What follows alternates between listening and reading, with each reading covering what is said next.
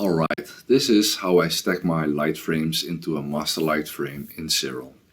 This is also how I would stack a single object shot on one night. So one target, one session. I will soon upload a video on how to stack a single target shot over multiple nights. The object shot in this video is NGC 281, also known as the Pac-Man Nebula. Emission nebulae like the Pac-Man Nebula are very dim and need a lot of hours worth of data.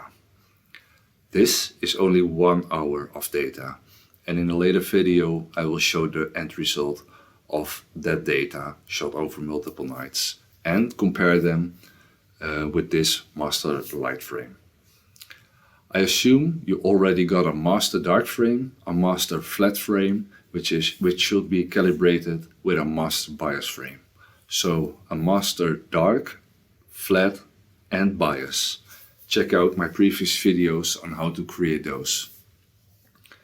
After this master light frame is completely calibrated, registered and stacked, the next step will be to use the image processing scripts, but I will cover those in a later video. You can find them here in Siril. The first thing I do with my light frames is to quote-unquote blink through my frames to check for visible defects that are easy to spot, like clouds, misshapen stars due to winds or guiding errors, or I was stupid and accidentally touched the mount or whatever. This is just a quick and dirty blink. I do the pixel peeping later in Siril. I will keep frames where a plane or satellite passes through as long as it does not get through my target. The calibration and stacking process will remove the plane and satellite trails. For my quick blinking I use 10mon, a free program I found on the Cloudy Nights forum. It's free, simple and easy and nothing more, nothing less. So let's get to 10mon first. So when I'm in 10mon, I go to File, Open, browse to the directory of the light frames, select one light frame and it automatically loads all the light frames that are present in the directory. Zoom out a little, press the auto stretch button, and if you have a one-shot color camera like I have, press the Debayer CFA button. You can see a little red of the Pac-Man Nebula. What I do is I use the arrow buttons on my keyboard to browse through the directory, look for clouds or things I don't like.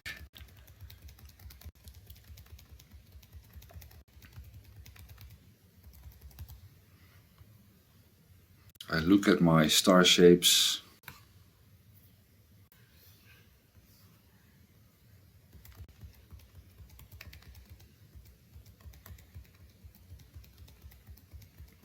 They are shifting because of the dithering. That's a good thing. You don't want the walking noise. They all look reasonably good. I am very happy.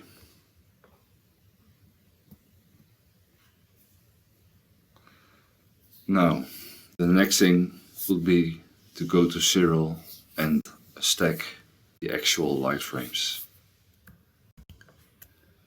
So in Siril, on the conversion tab, as always, press the plus button and browse to your light frames.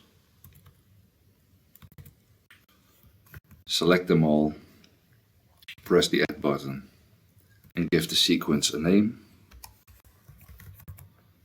I call them lights. Be sure to have symbolic link on, this will save you some disk space. Press the convert button. Now go to the calibration tab use a master dark frame,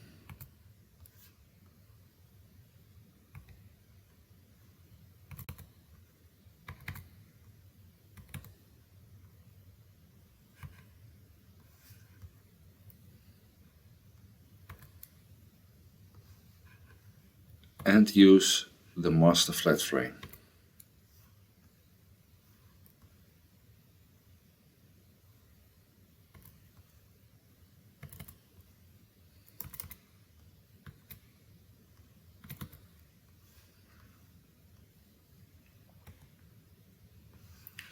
Be sure to have equalize CFA on, use auto evaluate normalization value, enable cosmetic correction, CFA data, cold and hot sigma values of 3, and use debayer before saving.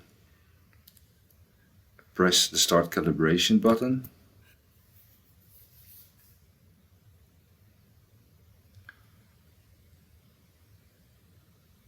The light frames will now be calibrated using the master dark and the master flat frame.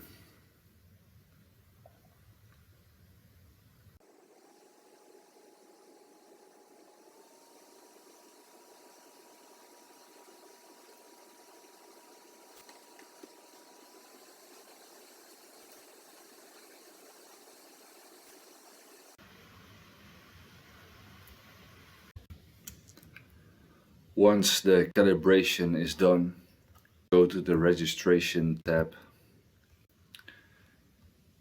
select Global Star Alignment, use the green registration channel if you have a one-shot color camera, because the green will be more dominant if you have an RGB filter, red, green, green, blue. Use homography. Register all images from the sequence and press Go Register.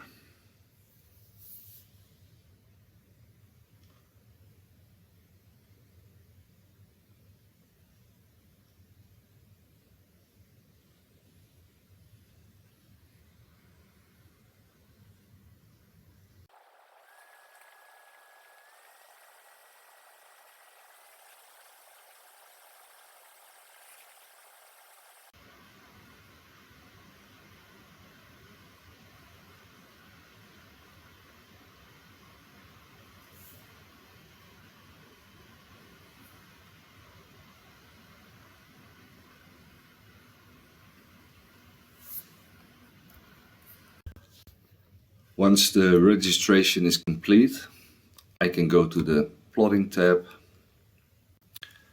Siril automatically selects the best frame, and I can already see there's something wrong with frame number 8. I can auto stretch the image and pixel peep into the stars, and I can draw a box around it, and it tells me the full width at half maximum is 2.68 pixels.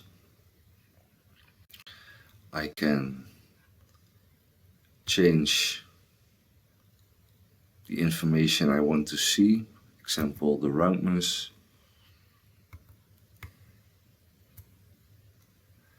and here is my subframe selector.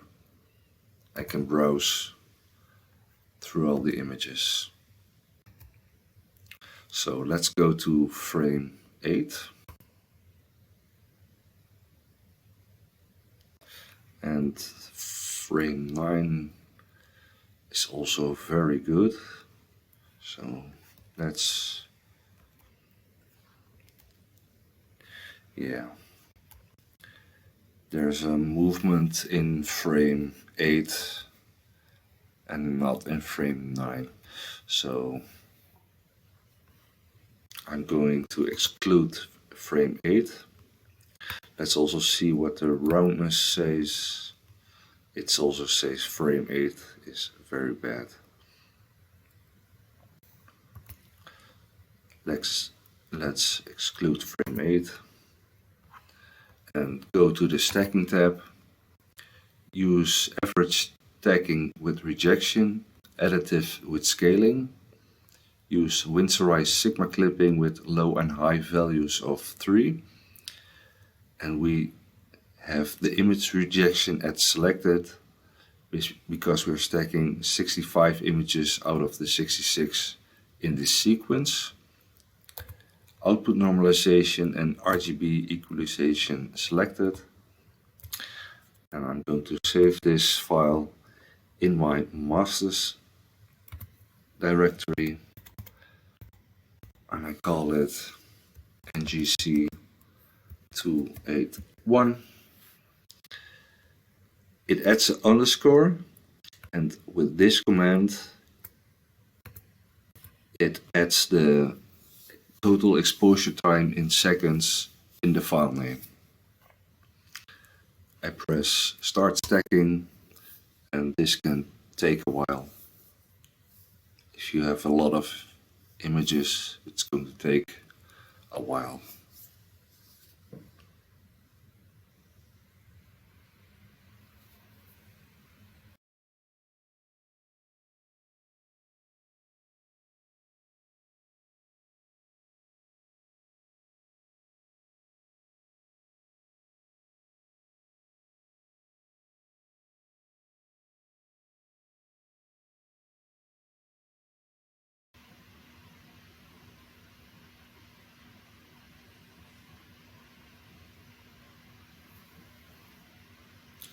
And here we have the final stacked image. The next thing would be to use the image processing scripts.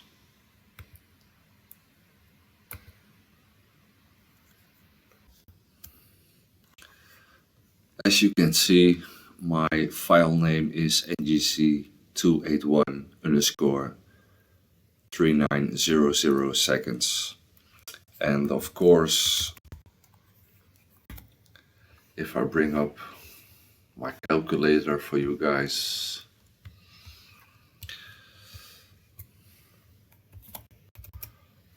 (3,900 seconds divided by 60 seconds is 65 minutes.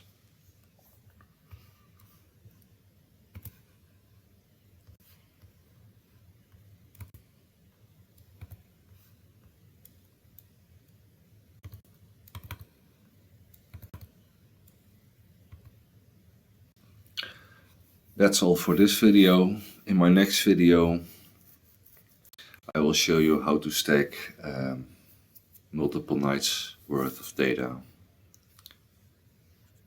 and look at those results.